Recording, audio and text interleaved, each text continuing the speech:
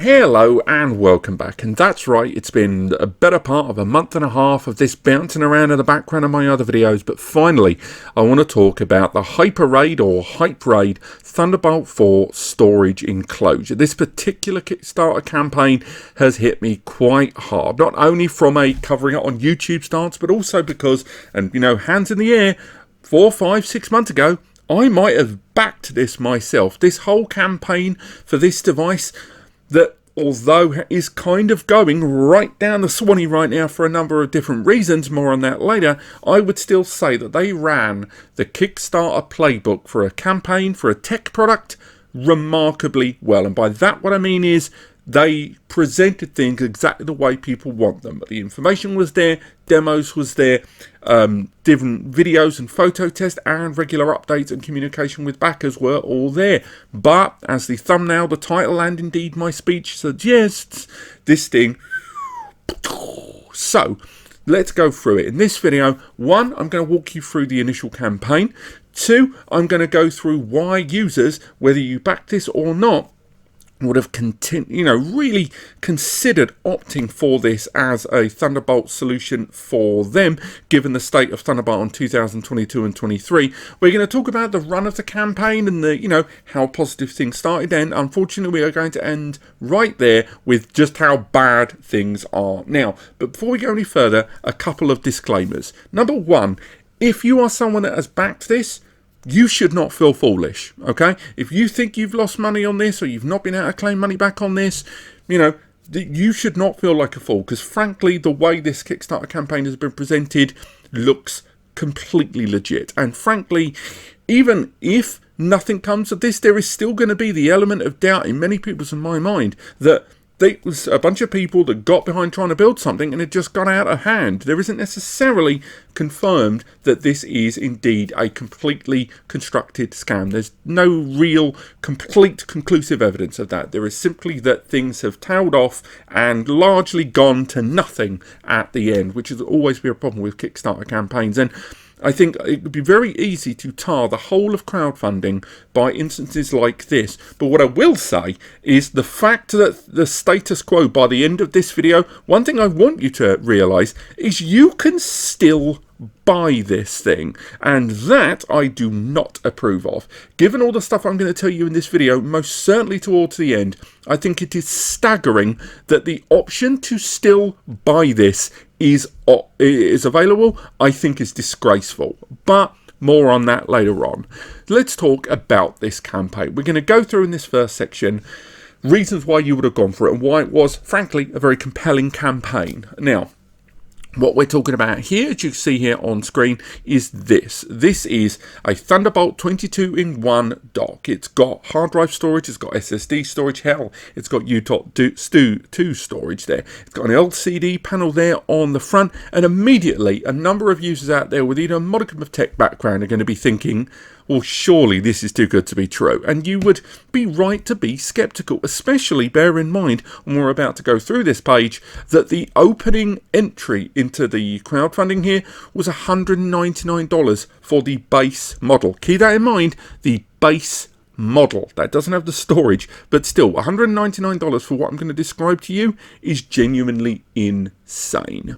Now, that scales up, of course, and the pricing structure goes higher, as we also saw on those buy pages, but still, let's have a look at the campaign itself. So straight away, they raised a little over $400,000 on the initial, remember that, kickstarting page. But bear in mind that firstly, there's the pledge goal of $5,000, which is all too often the case with these when they set the pledge goal very, very low, for good or for bad. But also, this typically does not factor in all the additional upgrades that people may have put on, so do bear that in mind. And this is 1,372 backers of one shape or form here on the site. Now, as mentioned, it's a Thunderbolt 4 dock with support of multiple storage types. By that, we mean not only a couple of hard drive bays, but 8 M2 bays. Now, we've talked about M2 in Thunderbolt 3 M2 docking stations we've talked about before there, such as the Arico. Docking stations with M2 bays, NVMe or otherwise inside is not new, but a Thunderbolt 4 version, tremendously rare. Also with 4 USB Type A and C 10 gigabits per second port, a card reader there, a display output there, and even PLP, power loss protection, with an internal battery to allow the system to safely shut down and flush its the write when in the event of a power cut. Again, a number of you more knowledgeable will be thinking, well, this not only is too good to be true, it's technically impossible in some cases, but they do make relatively grounded claims in some cases, notwithstanding the speeds that were promoted there. They didn't over promise with that.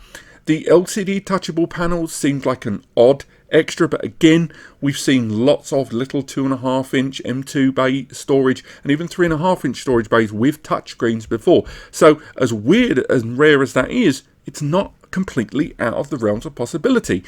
Again, lots of photos and images of the device all around, lots of images of the inside. It's clearly a well-constructed device, and also they make claims with regards to the RAID compatibility and abilities of the device, and they even talk about some of the pledge goals later on as well.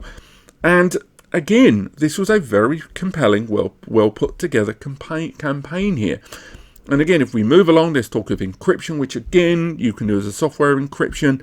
They talked a lot about long-term daisy chaining and storage capabilities of the device. And when you really broke down into the specifications, as you can see here, it's a very well-presented, kind of detailed campaign with a lot of the capabilities of the device obviously laid out quite consistently all the way through, even down to the breakdown of the hardware spec, which again was strangely detailed, but at the same time, as a docking station and a DAS, if anything, overpowered in some places. A timeline, which is always the best thing. Then going into the construction and video demos, which unfortunately I can't play here. So nonetheless, although they didn't show too much direct connection, that was really the only thing missing I could see from the initial campaign. Everything from power use to power, the only thing not showing in this entire initial presentation was a physical connection and powering on the device. And even then, that's not hugely common to start with. That a lot of Kickstarters do that, when a lot of the time the finance needed for these projects, allows them to create these things. So you can sometimes have a catch-22, and all of that, remember, with that initial price of $199. Now, why am I saying all this? Because there's a lot of users that might rush to the gun and then immediately go to this page because it was published on numerous websites online and talked about in the news, and they would have gone straight to that buy page and thought, oh wow, I can still get this, and then get themselves into a position where they're going to buy it. And that's why I'm very disappointed that Kickstarter still allow access to this and usability via the pledge box there. Now, moving forward, let's talk about why right now in 2022, 2023, this would have been compelling to buy, okay? Because, Thunderbolt storage is out there, right? They're not rare, they're not reinventing the wheel here, right? You can get a multi-bay or an M2 RAID solution, and that's true. But if you're looking at Thunderbolt 4 RAID devices, and you can say what you will about, although the inherent performance bandwidth afforded to Thunderbolt 3 and 4, at least into traditional throughput, is largely identical, there's still no avoiding that Thunderbolt 4 for a while was supposed to be the next big upgrade, and unfortunately, due to factors we'll talk about later on, that simply didn't happen. And if anything, the market, be they DAS photo video editing solutions or the manufacturers themselves, have had to kind of reverse a little bit and keep talking about Thunderbolt 3. So although Thunderbolt 4 solutions are out there in small form, predominantly at the moment, what you're finding is a lot of solutions that are listed as Thunderbolt 3 solutions or Thunderbolt 3/4 solutions. There are solutions like this OWC here, which the Thunderbay 4, it is a Thunderbolt 3 solution, but I think some users have probably bought this thinking they're getting a Thunderbolt 3 solution, Thunderbolt 4 solution. They're not. But the point I'm making is Thunderbolt 4 solutions, at least in RAID form, for people that are thinking future-proofing, are extraordinarily rare. And particularly when we're looking at this device having both M2 and SATA SSD support, it made it tremendously appealing for users out there. And don't forget that comically low price tag there.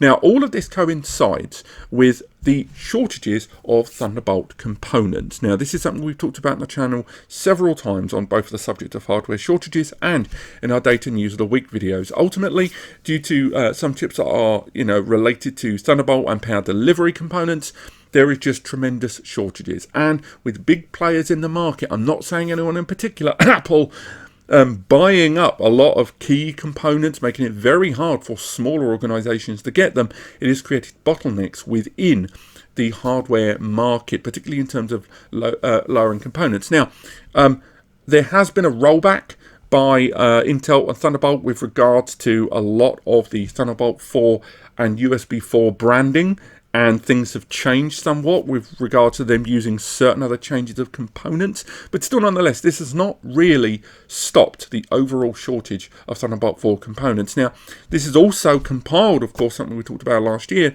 with the bankruptcy, the Chapter 11 filing for bankruptcy by Drobo, one of the big names in Thunderbolt storage for a very long time. They're a very affordable solution, particularly that 5-bay Thunderbolt RAID hardware RAID solution, and that had power loss protection, that had an M2 slot upgrade there, that had flexible RAID, it had a lot going for it there. But unfortunately, it being too affordable and the company just effectively gutter-balling out there is just another example of why RAID storage in 2003 and 2004 is just becoming something of an issue, and why a product like the one we're discussing is going to be popular there. And regardless of whether you're looking at any of even the third-party or recent brands out there, and I include Highpoint, NetStore and stuff like that, where there are Thunderbolt 4 RAID solutions out there, these are very few and far between and do bring the question of support long-term with regards to RMAs and more. So, again, that's the main reason this campaign likely did as well as it did for the product they're talking about. It was presented extraordinarily well. It covered all of the bases. It didn't over-promise, at least with regards to performance, and it arrived at a price point that I think was appealing to many. And only kind of tech spec skepticals people would really have thought absolutely no way. And even then, there would have been some of them who thought, well, anything's possible, right? Which brings us to the campaign updates. Now, this is another area where I believe this campaign, again, whether it was done with all the goodwill in the world and it's gone bad, or if it was a scam the whole time, the updates were delivered, both in terms of the comments that were given to people's questions in the comments and the initial updates themselves. Now, first one, standard, funded within 12 hours. You saw what the number there was there. Of course they funded it in 5 hours. We're not going to give them credence for that.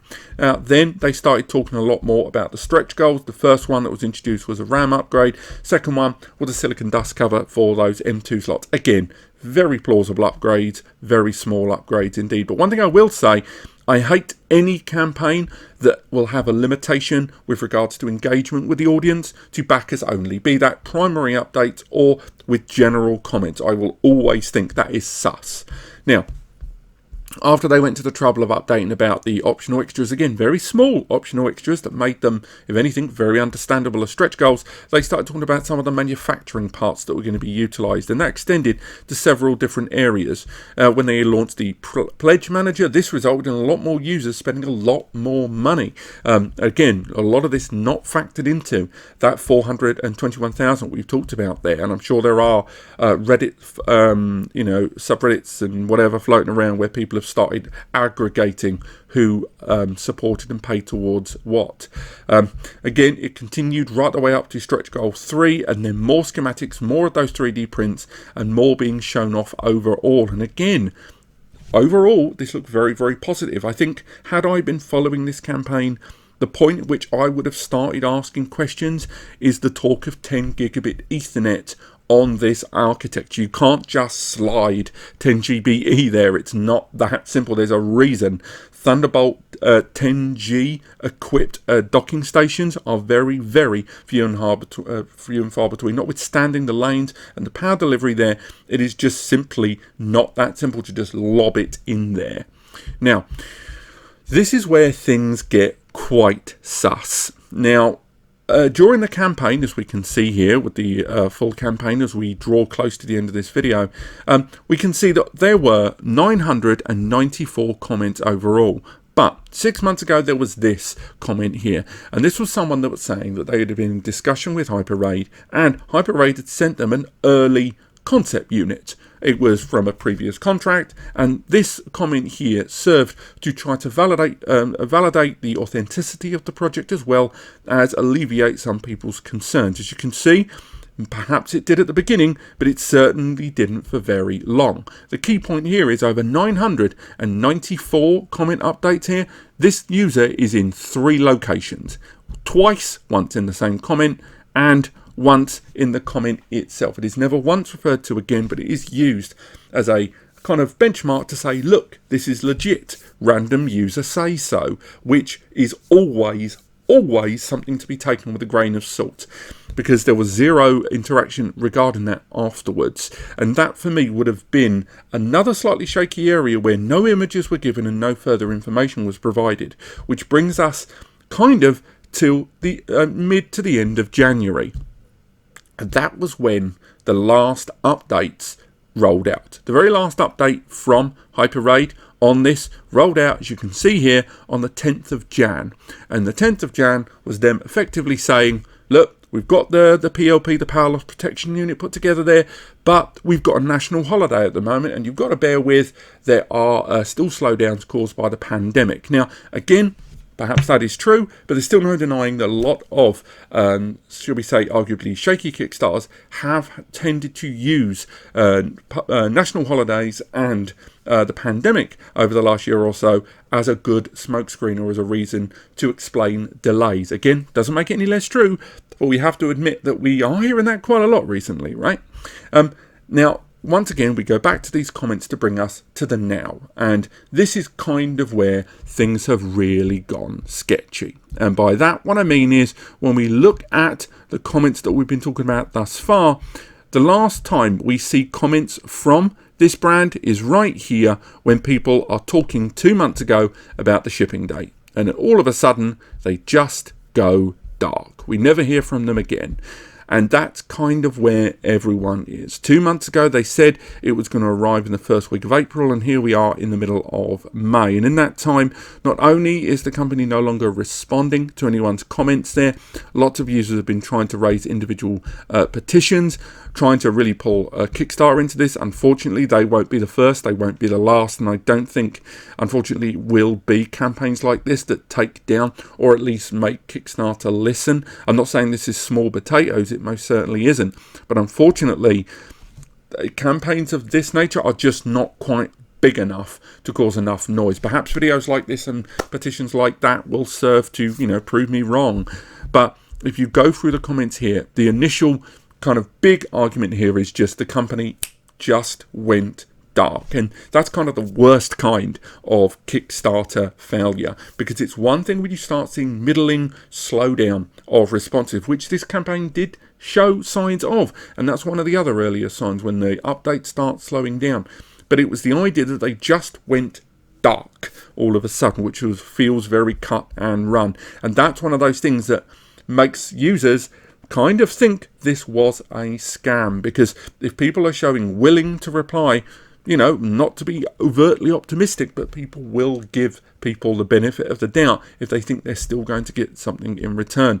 And right now, at the middle of May, maybe I'll do an update to this video, it looks more and more like not only is this not going to happen, but a whole lot of people got scammed. What we've got now is a tombstone comment thread of people saying, I want my update, I declare my right under Kickstarter, etc., etc. So, what's the big takeaway from this video? Well, if you've got a pledge with it, go to your credit card company right now. Always use a credit card, to be frank, whenever you are going to invest in anything on Kickstarter, because that gives you a little benefit of something extra in order to roll things back. Now, also, if you are watching this video because you didn't know most of this story, but you heard about it and thought, there's a big order now button, it seems too good to be true, I can stand to drop $199. I'll even stick it on a credit card. Do not do that. Everything right now is just a sea of red flags that will cause you to not only lose money, but you are then, if anything, enabling people to do stuff like this moving forward, for good or for bad, intentionally or otherwise. And if you are an existing backer of the HypeRAID, I encourage you to share what you know so far in the comments, because one, it will help others moving forward in case this organization or something like it tries it again, and also because if there is further updates to this later down the line and we make another video, more information will always mean a better picture for all involved. But this has been pretty much everything we know, and where unfortunately it sounds like the story ends for the HypeRAID or HypeRAID Kickstarter. Let me know what you guys think in the comments. If you do want to learn more about this, also let me know down there. We're covering 2 or 3 Kickstarters at the moment here on the channel, so stay tuned for those. But apart from that, thank you so much for watching. Have yourselves a fantastic week, and I'll see you next time.